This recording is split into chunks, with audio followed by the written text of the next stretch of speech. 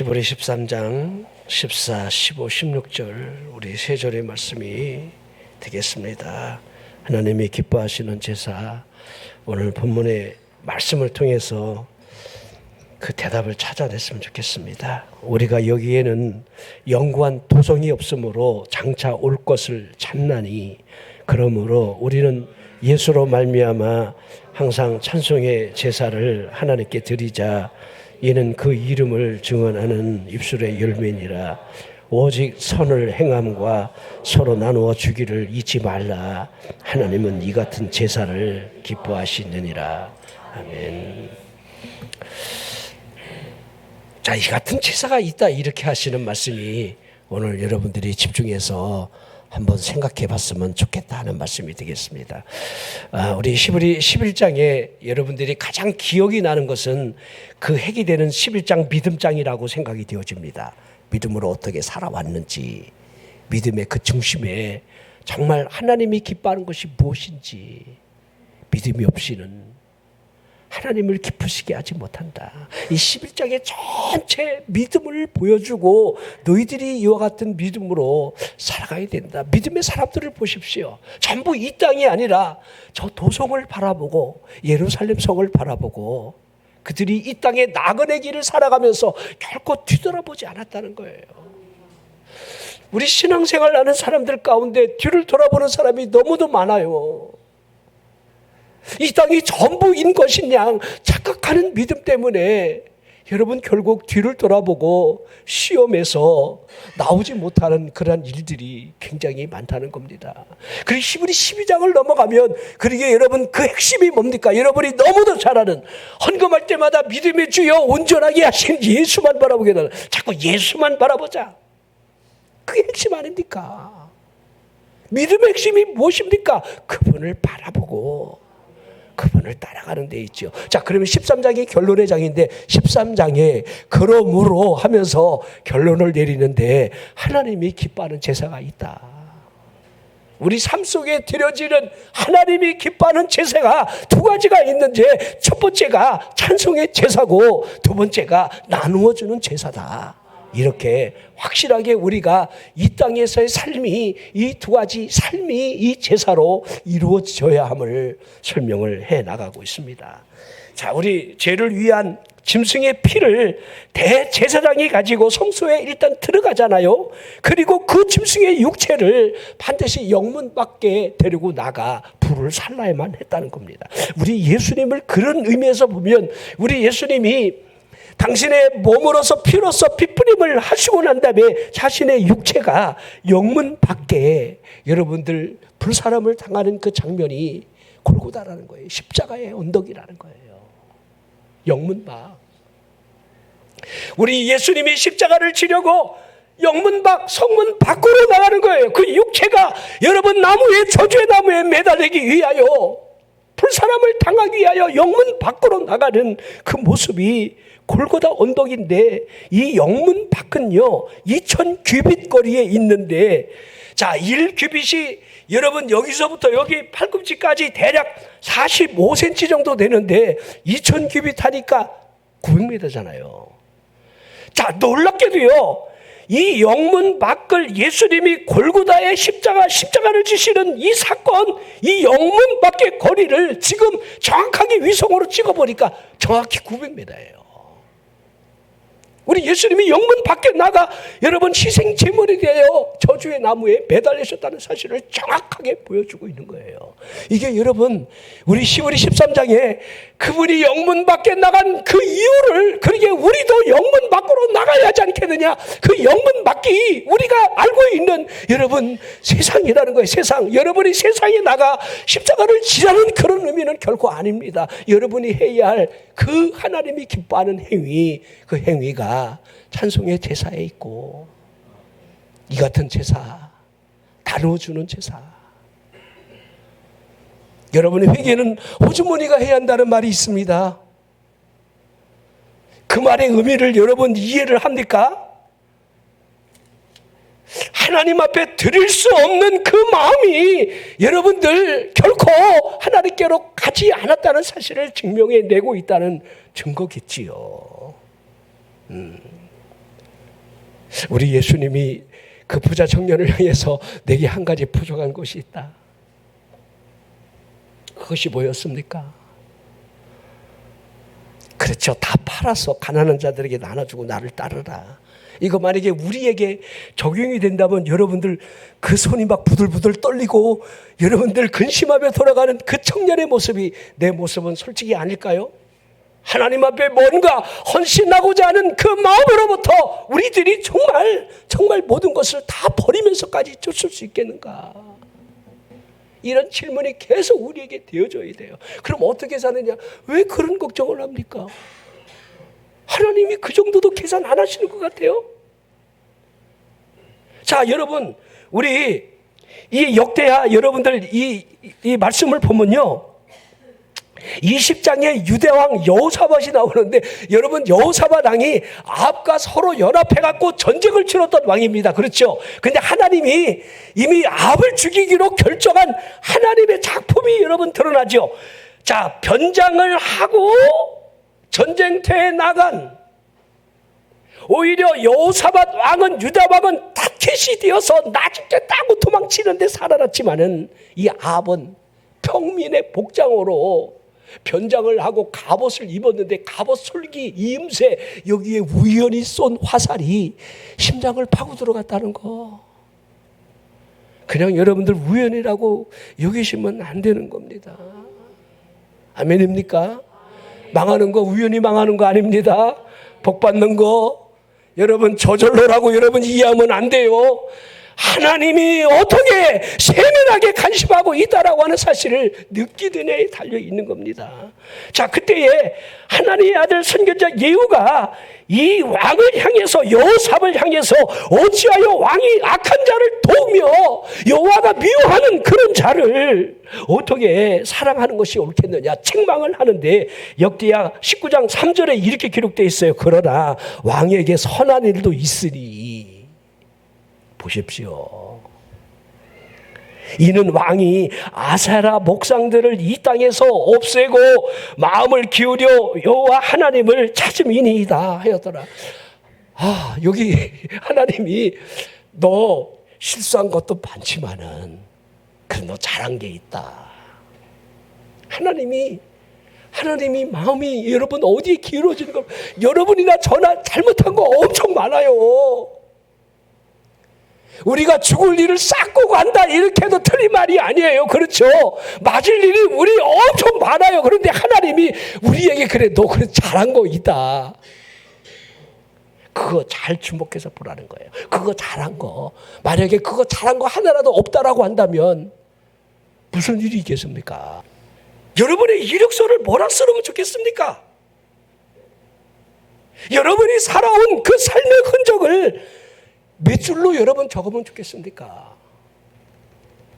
저는 그게 깜짝깜짝 놀랄 때가 있어요. 나는 그냥 내가 목사로 살아왔다. 목사로. 저는 여러분 낙서라든지 여러분들 우리 프린스턴 그 박사학위 받을 수 있는 기회가 많았어요. 근데 죄송하지만 돈 박사입니다. 돈 주면 박사 따는. 가운 하나 입기 위해서, 여기 박사 가운 하나 입기 위해서 여러분들 미국에 한두 번 갔다 와서 여러분들 박사 된다는 거, 난 내 마음이 허락이 되지 않더라고요. 영어도 제대로 못하는데 무슨 박사야, 얼어 죽을. 차라리 박사 안 하는 게 낫지. 양심이라도 편하게, 내 마음이라도 편하게.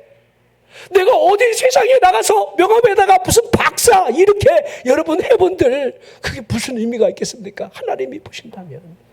어떤 목사님은 40일 금식 6회 이렇게 써놨더라고요. 내가 그거 볼 때 너무 기겁을 했어요. 진짜 대단한 일을 했다. 근데 그것도 하나님 앞에 무슨 자랑의 의미가 있겠습니까? 사람 앞에 그것이 무슨 여러분 알아달라고 하는 여러분들 무슨 증명서가 되겠습니까? 아무것도 없다는 거예요. 자, 그런데 이 여호사밧 왕이요, 이와 같이 악한 왕 아합과 손을 잡고 악을 행한 것이 분명히 맞지만은 선견자 예후가 찾아가서 그러나 하나님이 이렇게 하시더이다 그러는 거예요. 당신이 하나님을 진심으로 섬겼던 거, 우상을 깨버렸던 거, 하나님이 그거 기쁘게 하나님이 보고 계신다. 난 여러분이 하나님이 보실 때 그래도 너 이것만큼은 잘했다, 이럴 것이 있었으면 좋겠다는 생각이 들어지는 겁니다. 자, 그때에 모압 자손, 암몬 자손 40사람들이 여호사밧을 치러 올라오는 국가적인 위기, 그 위기가 있을 때 역시 여호사밧이 그 낯을 여호와께로 향하여 간구하고 기도하기를 시작했다는 겁니다. 백성들에게 금식을 선포하고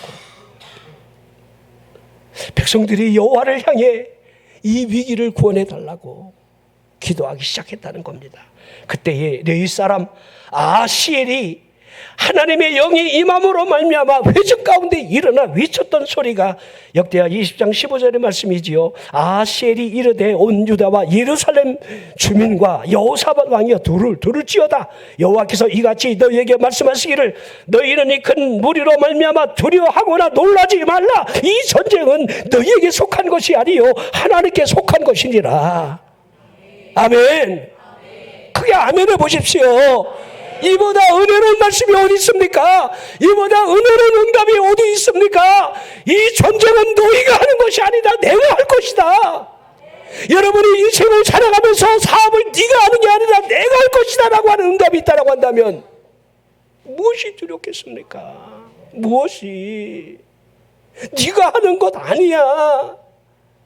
내가 너를 도울 것이야 라고 하는 그 응답이 있느냐, 여기에 초점을 맞춰보라는 거예요. 이것이 없으니까 두려워하고 쫄면서 뒤로 물러서면서 여러분 불신앙의 모습이 그냥 툭툭 튀어나오는 겁니다.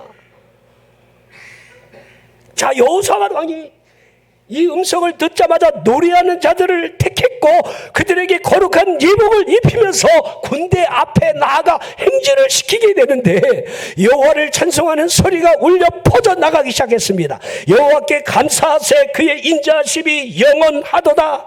역대하 20장 22절에 그 노래와 찬송이 시작될 때에 여호와께서 복병을 두어 유다를 치러 온 암몬 자손과 모압과 세일산 주민들을 치게 하심으로 그들이 패하였다. 누가 싸운 겁니까? 여호와 하나님이. 아멘. 하나님이 쳐 죽이겠다. 자, 유다 사람들이 들망대에 나가 바라봤던 그 모습은 그들의 시체밖에 본 것이 없는 거예요. 여호와가 어떻게 싸우셨는지 그들 눈으로 그냥 바라만 봤다는 거예요. 그들이 싸운 흔적이 없어요. 적군의 물건을 탈취하는 데만 사흘 동안 거둬들였다 하고 있습니다. 역대하 20장 28절 그들이 비파와 수금과 나팔을 합주하고 예루살렘에 이르러 여호와의 전에 나아가니라. 자, 전부 보십시오. 그냥 찬송밖에 없어요. 이죠? 찬송이 시작되니까 하나님의 역사가 같이 나타나요. 여러분 귀신 쫓아내려면 집에서 찬송만 부르면 돼요.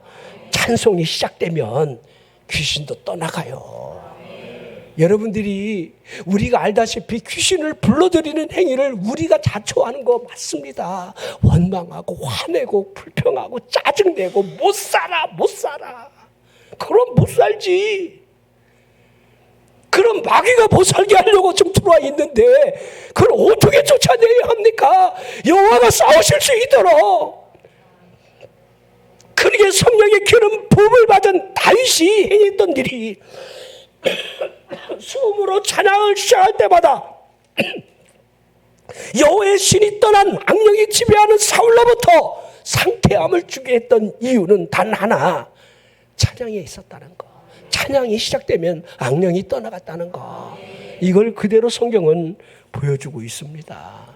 옥문을 왜 어떻게 열어주겠습니까? 그 깊은 밤에 찬송과 기도가 시작되니까 빌보 감옥의 문이 열어 제껴졌다는 거 우리는 잘 알고 있습니다. 여러분이 전쟁 같은 우리의 인생살이를 살아가고 악한 마귀와의 싸움과의 치열한 영적 전투가 시작될 때에 또 삶의 위기로부터 감옥에 갇혀있는 그 환경이 우리를 분명히 가둔다 할지라도 우리가 할 수 있는 일이 찬송이라는 거 우리는 잘 알고 있어야 합니다. 우리 역대상 23장에 다윗이 솔로몬으로 하여금 왕이 되고 난 이후에 다윗이 마지막으로 한 일이 뭔지 아십니까? 레위 사람으로 하여금 30세 이상의 숫자를 일단 계수하라 하게 하는데요. 30세 이상의 남자의 숫자를 세보니까 3만 8천 명이 여러분 계수가 됐어요. 여러분 우리 민수기라는 말이 뭐냐면 민수, 백성의 수를 계수했다. 그게 여러분들 민수기의 전체 내용이에요. 그러니까 레위 사람들을 다윗이 죽기 직전에 한번 계수해봐라 그랬더니 3만 8천 명이 되었는데 다윗이 성전 일을 보살피는 일을 위해서 2만 4천 명을 관원으로 세워요. 그러니까 성전 일을 맡는 게 그만큼 중요했다는 거예요. 또한 6천 명을 문지기로 세워요. 또 4천 명, 문지기로 4천 명, 관원으로 6천 명, 성전을 보살피는 2만 4천 명, 그리고 여호와께 찬송 드리는 그런 사람들을 4천 명을 뽑아요. 4천 명. 그러니까 요새 말로 말하면 성가대가 4천 명이야. 그러니까 성가대 숫자가 왜 이렇게 많냐 그런 소리 할 필요가 하나도 없어요. 적어서 문제지. 저 교회는 자랑하려고 그러냐 그러면 안 돼요. 다윗은 4천 명을 성가대원을 모집을 해서 하나님을 찬양하게 했어요. 자, 군대 지휘관들과 더불어서 아삽, 그 다음에 레만, 여두둔의 자손 중에서 수금, 비파, 재금을 잡게 하면서 신령한 노래를 늘 부르게 했다는 겁니다. 다시 말할까요? 다윗은 찬송이 얼마나 중요하다는 것을 알고 있었다는 거예요. 네. 자, 오늘 우리 시브리 13장의 결론 같은 말씀이 그렇게 우리에게 그러므로 우리가 영문 밖에 나아가 우리가 해야 할 일 그러므로가 있다. 그러므로 우리는 항상 찬송의 제사, 이 제사가 있어야 한다. 항상. 우리 항상이라는 말을 우리가 듣게 되면 우리 데살로니가전서 5장 하나님의 뜻에 대한 말씀이 항상 기뻐하라. 그렇죠? 이 기쁨과 찬양이 여러분들 연결되어 있다는 거 여러분 느껴지지 않습니까? 항상 기쁨으로 찬양이 올라가게 한다는 거예요. 찬송을 부를 때 인상 쓰며 할 수는 없잖아요. 그렇죠? 찬송을 부르는데 화가 난 상태로 막 이렇게 하는 건 아니잖아요. 물론 힘겹고 어려울 때에 찬송의 시작이 어두울 수 있지만은 그러나 그 목소리가 커져갈수록 살아계신 하나님을 바라보는 믿음의 눈과 더불어 기쁨의 찬양이 흘러나오는 거 틀림이 없을 겁니다. 물어봅시다. 여러분들은 항상 찬송의 제사를 드리는 편입니까? 아니면 입을 꽉 다무는 편입니까? 아유, 목사님, 교회에서 늘 20분 이상 예배 전에 찬송 부르는데 그것도 힘들어 죽겠시오. 그래서 난 소리 없는 미사일 찬양을 늘 올리고 있지요. 혹시 이루고 있지는 않습니까? 여러분의 입술로 드려지는 이 찬송이 제사라는 거. 여러분, 제사가 양을 잡고 소를 잡고 피두기를 잡아서 피를 하나님 앞에 뿌리는 그 제사도 제사겠지만은 우리가 항상 하나님 앞에 찬송할 수 있다는 거, 이게 제사라는 거 인식을 꼭 하라는 거예요.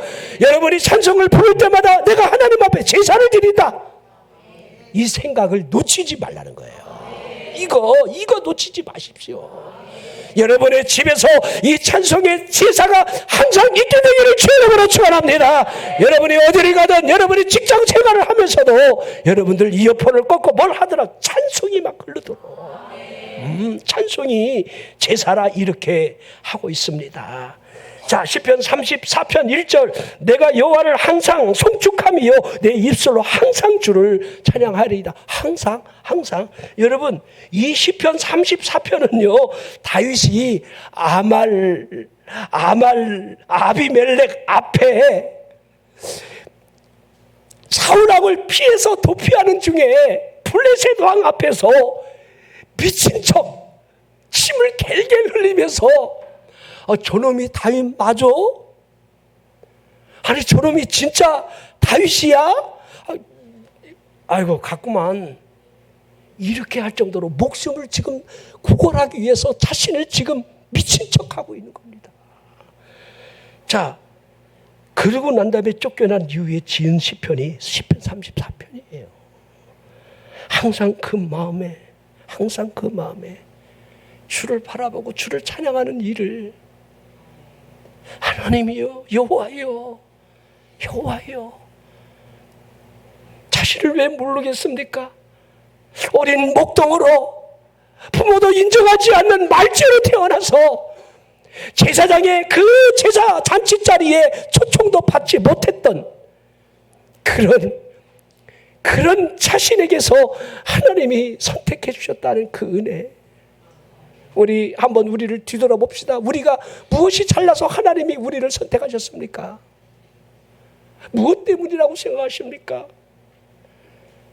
여러분들이 그 은혜를 잊으면 안 된다는 거예요. 그 은혜. 나를 위해 십자가를 져주신 그분을 바라보면서 여러분들이 그 하나님의 그 크신 사랑에 의하여 믿음으로 말미암아 하나님의 선물된 구원, 그 구원을 받았는데 그 하나님을 높이는 일을 어쩜 그렇게 인색하게 하시렵니까?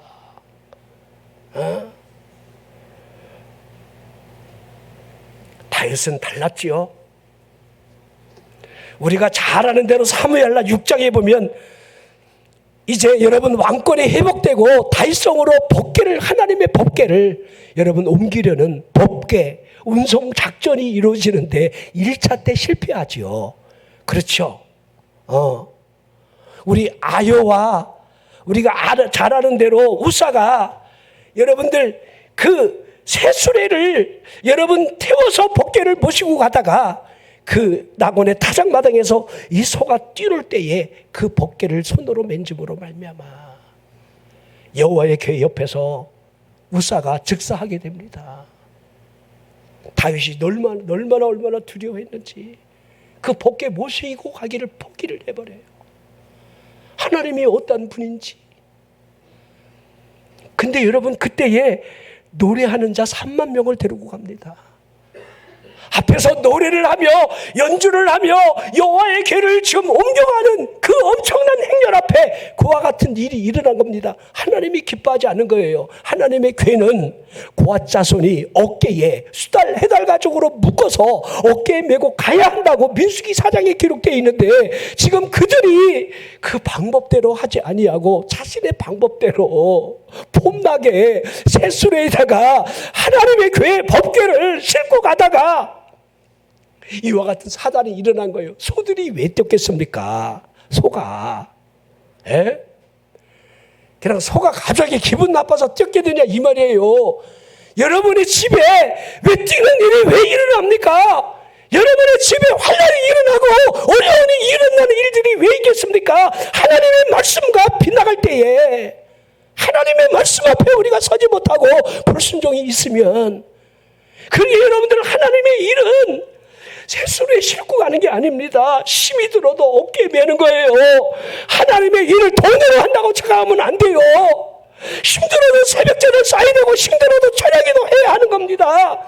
힘들어도 전도해야 되고 힘들어도 하나님의 일이라고 한다면 여러분들이 시간을 바쳐서 여러분의 물질을 바쳐서 그 일에 옥합을 깨듯이 하나님 일에 동참해 가는 겁니다.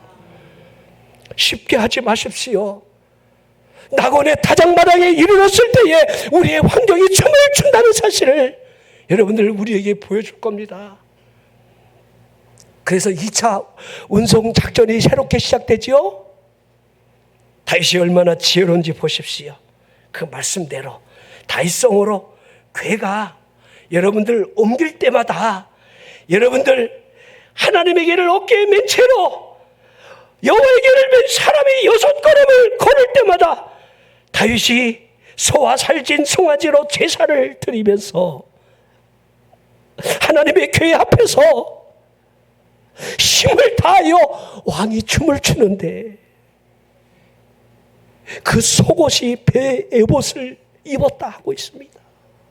얼마나 하나님 앞에 낮은 자세로 겸손한 모습으로 하나님을 대하고 있는가를 우리는 믿는다지만요, 그 믿음이 우리를 망치게 할 때가 많아요.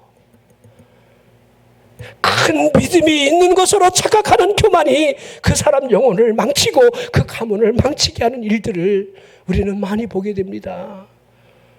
내가 여러분 목회를 하면서 그런 분들 참 많이 봤습니다. 내가 세운 교회라고 목사를 마음대로 좌지우지하다가 그 집안이 그냥 쑥대밭 되는 거 많이 봤습니다. 하나님의 일은 하나님이 하시는 거지 내가 하는 것도 아니고 내 일도 아니라는 거 여기서 결코 벗어나면 안 돼요. 내가 없으면 되나 보라 이놈의 교회. 얼마나 큰 착각인 줄 압니까? 여러분, 제가 오늘 이 말씀을 길게 하지는 않겠습니다. 초점을 보십시오. 영문 밖에 나가 해야 할 일들을 우리에게 설명하며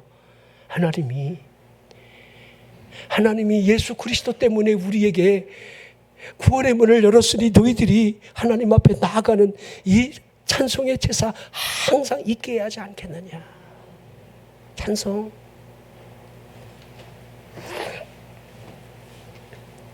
자, 우리 야곱을 통해서 하나님이 12지파를 세우려는 그 의도가 참 한 가정사가 그대로 드러나 있지요. 원래는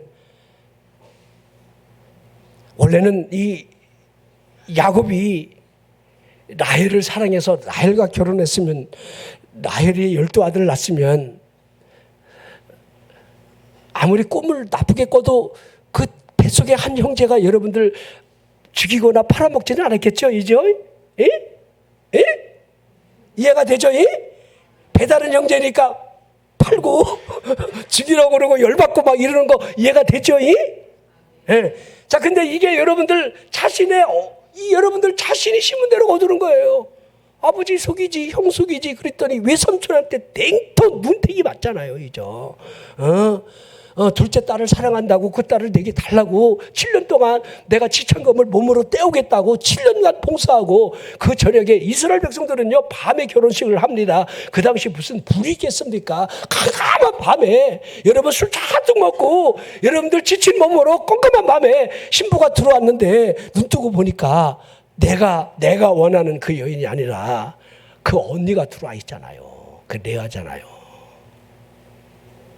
그래서 막 외삼촌한테 막 거품 물고 달려들면서 이럴 수가 있느냐. 그래갖고 내가 7년간 그러면 또 해라.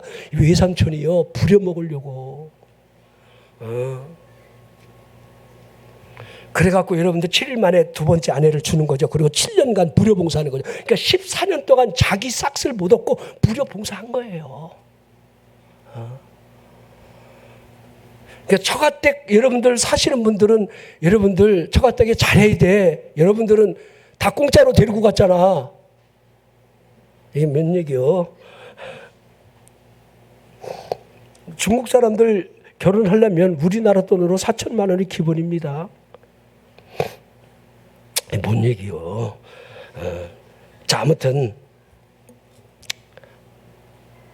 아들 가지신 분들은 씁쓸하지. 이게 딸 가진 사람들은 이제 손해 본 것 같기도 하고 이죠.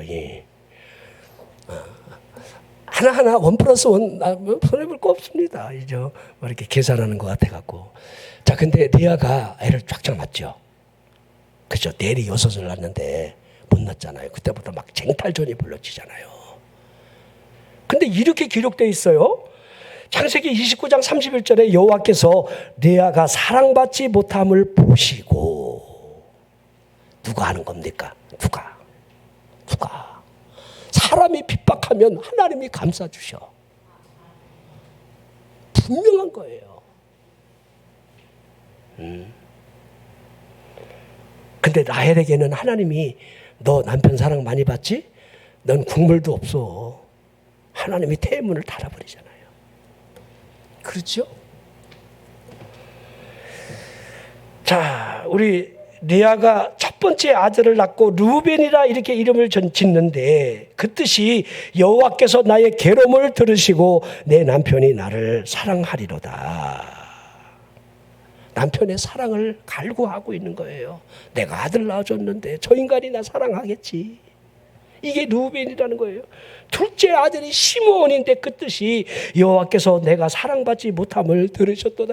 저 인간이 아들 낳아줬는데 아직까지도 나를 외면하고 있어. 이제 둘째 아들 낳았으니까 하나님이 내가 사랑받지 못함을 들으시고 시므온을 주신 거야. 셋째 아들이 레위인데요, 내가 세 아들을 낳았으니 내 남편이 나와 연합할 것이다.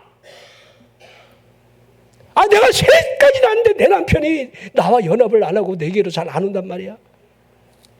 넷째 아들이 유다입니다. 내가 이제는 여호와를 찬송하리로다. 이 레아가 넷째 아들을 낳고는요 깨달은 거예요. 자신의 삶의 목적이 남편이 아니라는 거.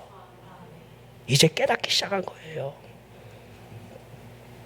자, 하나님이 자신에게 태문을 열어주고 어쩌다 남편을 만나는데 기랑기랑 임신이 되고 아이를 쑥쑥 나니까 하나님을 이제 바라보는 눈이 새롭게 편해진 겁니다. 그러면서 이제 하나님을 찬송하는 방향성으로 여러분들 정하는 그 모습이 기록이 되어 있습니다. 자, 이게 여러분 우리 히브리 13장의 이 말씀 그러므로 라고 하는 이 말씀과 무엇이 다르겠습니까? 우리의 방향성이 예수로 말미암아 우리가 구원받은 하나님의 자녀로서 이제 그러므로 우리가 해야 할 방향성, 이 세상이 아니라는 거예요.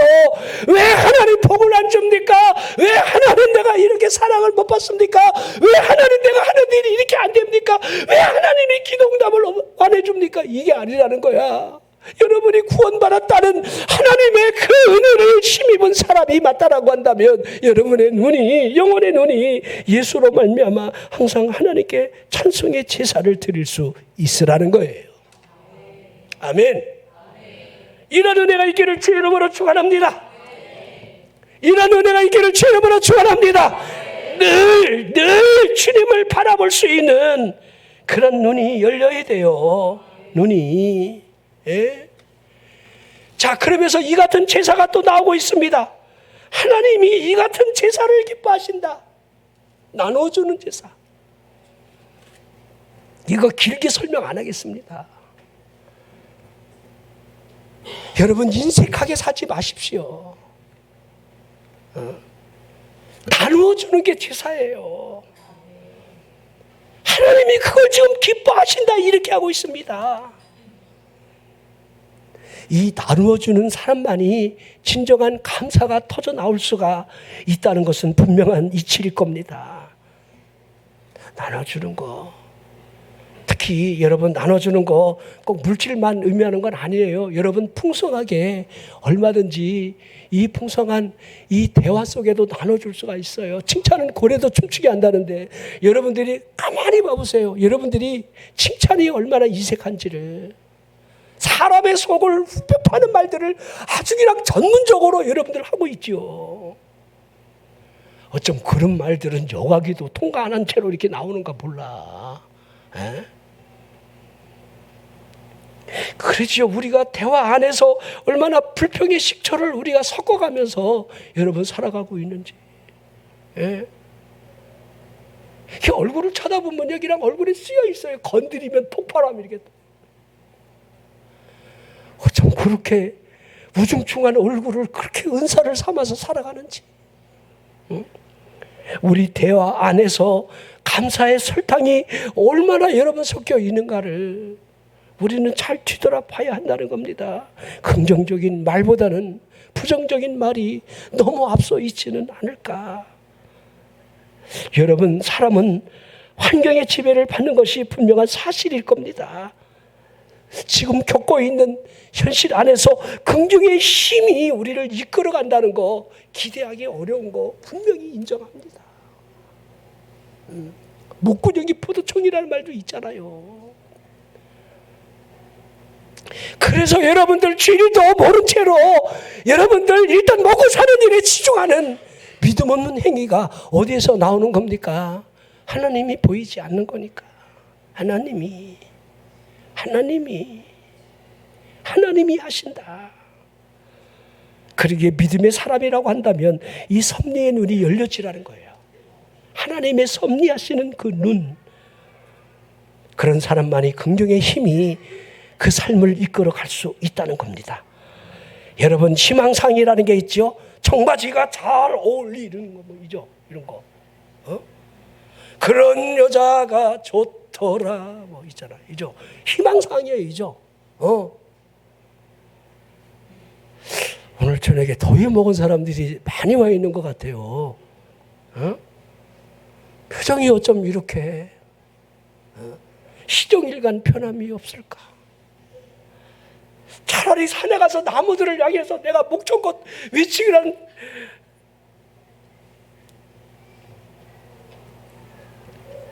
여러분들이 한번 해봐. 여기서 반응 없는 심령하고 설교한다는 게 얼마나 어려운지.